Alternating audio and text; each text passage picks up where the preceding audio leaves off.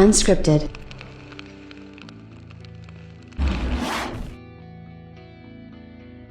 You know, I don't do a ton of rants anymore these days.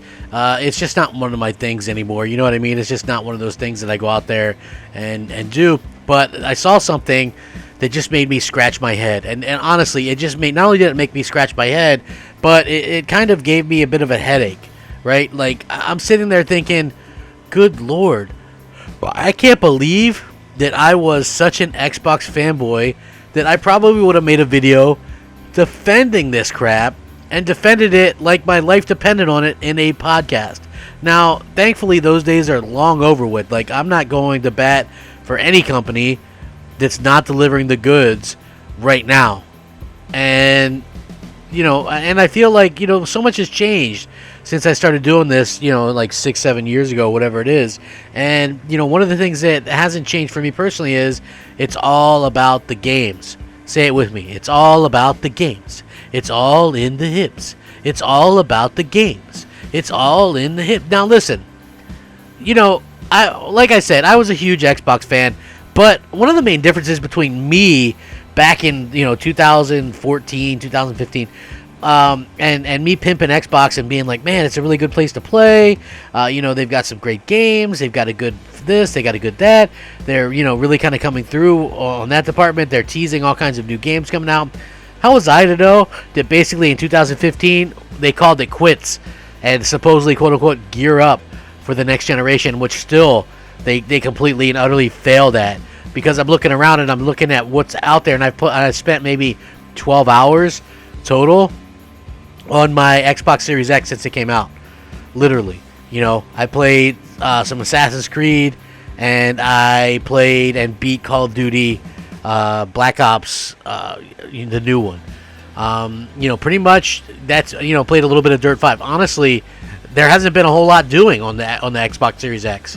And I completely 100% get that multiplats are part of the ecosystem and things like that, but it makes it a lot less attractive when you're seeing, you know, big exclusives get announced and big exclusives become ready on the PlayStation. And that's one of the things that really kind of grinds my gears, is when that happens. And then Phil Spencer was on the Major Nelson podcast, and it just, this guy, just, he's such a huckster.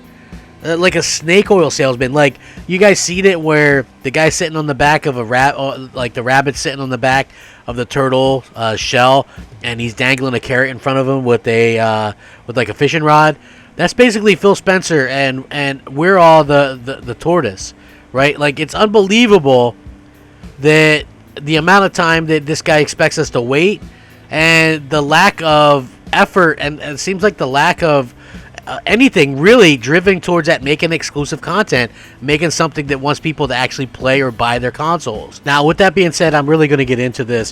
What's up, everybody? Crapgamer here with Crapgamer Reviews, back with another video. Thank you so much for checking it out. I really do appreciate it. Please like, share, subscribe. I would appreciate that as well. You know, it really means a lot to me. With everything that you guys do, all the support, all that kind of stuff. Happy New Year. Hopefully you guys are all safe, happy, and healthy, and all that kind of good stuff. You know, it's so interesting, the amount of love and support that I get from most of you guys. You've been absolutely fantastic, and, you know, it does mean the world to me. So thank you guys so much for always rocking out with me. And if you want to help out, a simple like goes a long way. You can also hit the bell so you're notified of all the content. And you can also feel free to subscribe if you haven't already done so. With that being said, shout out to all the old subscribers, new subscribers, and everybody in between. You are fantastic. Thank you so much for always rocking out with me. You know, so for me personally, I always found this to be a little bit funny and a little bit odd because, you know, Phil Spencer is kind of a walking meme these days, right? And what I mean by that is, this is the guy who 3.5-4 years ago said, well, we signed deals for new games, big new games, but we're not going to announce them for 2 to 3 years because they're not going to be out for, you know, a few years. Well, that time has come and gone, unless he was talking about Battletoads, which I hope not, because ridiculous. But anyway, he also says that he was more excited for games they didn't show at E3, or they didn't show here, they didn't show there. Obviously, like, I don't get it, okay? I was that guy that was sitting there going, wait for E3, guys, it's going to be huge, wait for E3, wait for XO, wait for Gamescom. I was that guy. I was doing that stuff. It was ridiculous looking back at it. Anybody covering for their lack of content now is absolutely asinine, and it's utterly ridiculous. And to be quite honest, there is no excuse for it. Anybody that wants to bring up the fact that they bought these some studios in 2018, I will gladly point you to the fact that Insomniac Games, they made Spider-Man in 2018, yet make Miles Morales in 2020 and Ratchet and Clank in 2021. Or that Sony Santa Monica made God of War in 2018 and God of War Ragnarok is slated for 2021. Or that Gran Turismo Sport came out in 2017 and Gran Turismo 7 is coming out in 2020. It should not take that long in this day and age to create games, and this is a huge problem. There honestly is no excuses for it. Now, Phil Spencer was on this podcast, and with Major Nelson and the Vision head Phil Spencer was talking about what else is he going to talk about? Spencer talked about Game Pass, mentioning that 2020 was an important year, but 2021 is going to be a, quote, incredible year when he looks at the lineup of games coming to the service, and he continued to work to bring in more people. Speaking in general, he mentioned that he sees what's coming in the next year as Horizon Zero, while things come in between 2 and 3 years in the future are Horizon 1. Finally, there's Horizon 2, representing things that may come 3 to 10 years out. Most of those may not work, but some do. Backwards compatibility was one of them. Among those things that he's incredibly excited for will be talked about in the next year or two.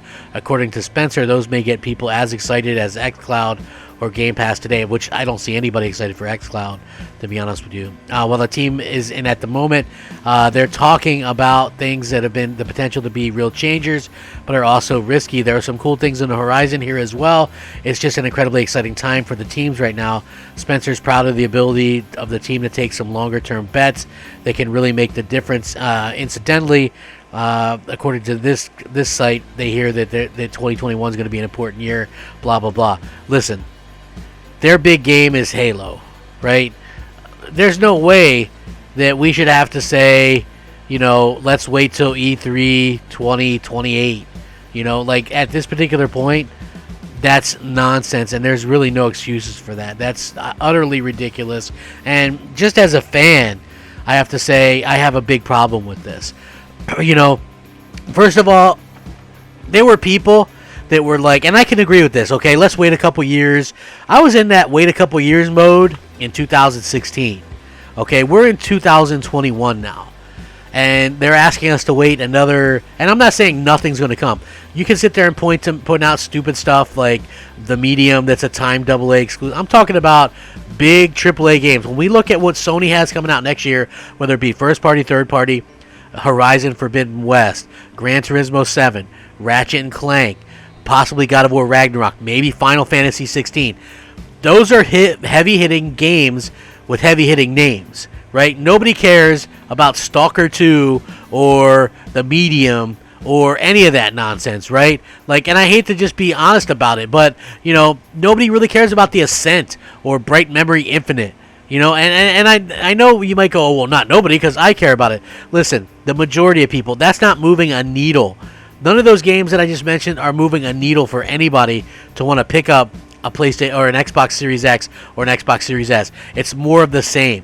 And we've seen what more of the same does. It gets you nowhere. That's why Xbox is in last place. This is why people laugh at Xbox and Phil Spencer.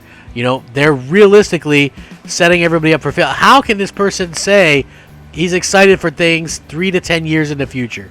Like, I don't understand it. I don't understand what his thinking is. Does he not see the memes or the discussions that people has? That he watches some of these podcasts and some of these channels. Are these people not out there saying that we need games? Like, honestly, I do not understand it. Again, it's so weird, and I'm thankfully I'm reading some of the comments on N4G where this link was up, and it's kind of funny because it's like, Happy New Year. Now here's all the things I'm excited for coming in 2024 and beyond. This time he's excited with mediocre and average games, promoting them as last game on Earth. So this should be translated into buy a PS5 if you like gaming. Agreed. Listen, he's doing more of a job of pushing the PlayStation 5 than Sony. If Sony had the stock to actually to meet demand, I think that obviously we'd be in a situation where the PlayStation 5 could be already at 10 million or more. You know, I just got to be honest. For me personally, I do not understand how this happens.